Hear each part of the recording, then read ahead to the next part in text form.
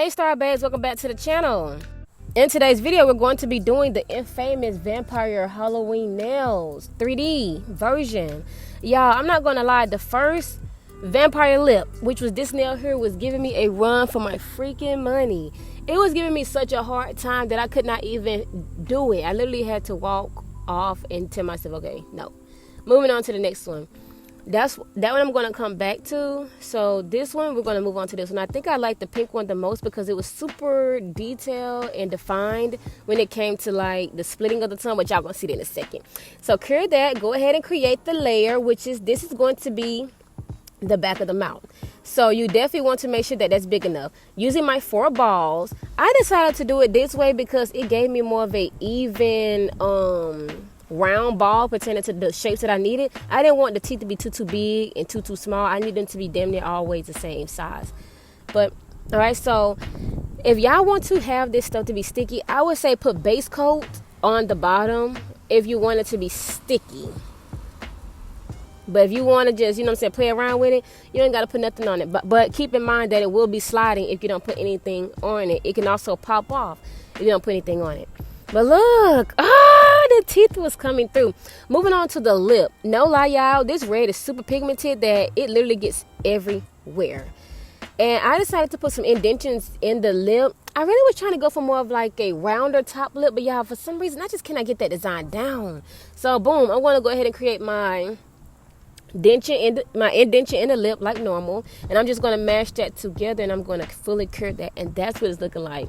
Tell me I ain't a beast. Tell me I'm not a beast. Moving on.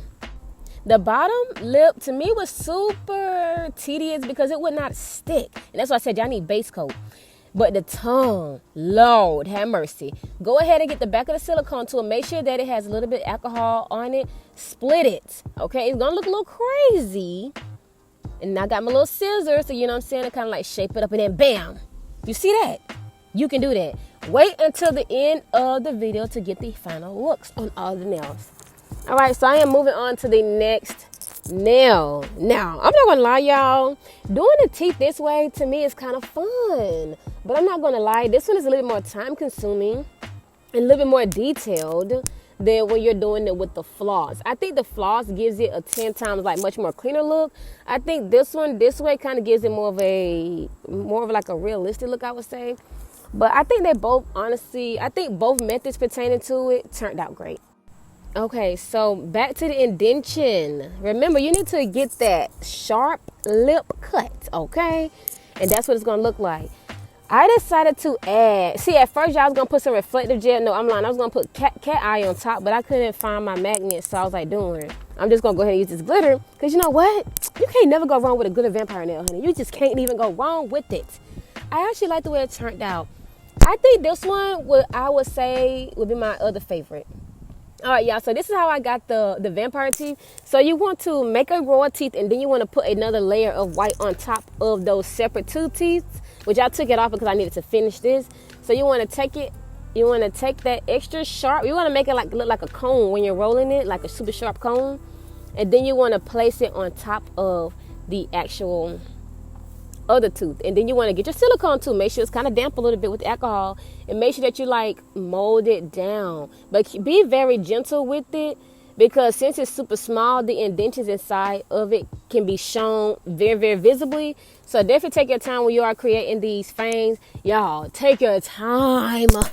I'm talking about, this thing took me all day to learn it, to get it properly, and I still feel like I ain't aced it. I feel like this is a good 7 out of 10 on a scale. Like, I feel like I can do 10 times better. But hey, this is my first vampire nail, so I really enjoyed the way they turned out. So you see what I'm saying? This is going to give it more of a deeper thickness pertaining to the fangs, so the fangs can stand out. You want the fangs to stand out. You don't want it to look like their regular teeth.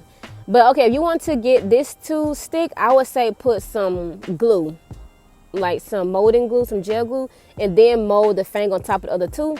But as you guys can see, I had nothing on it, so it just kept moving around. Like, what is happening here?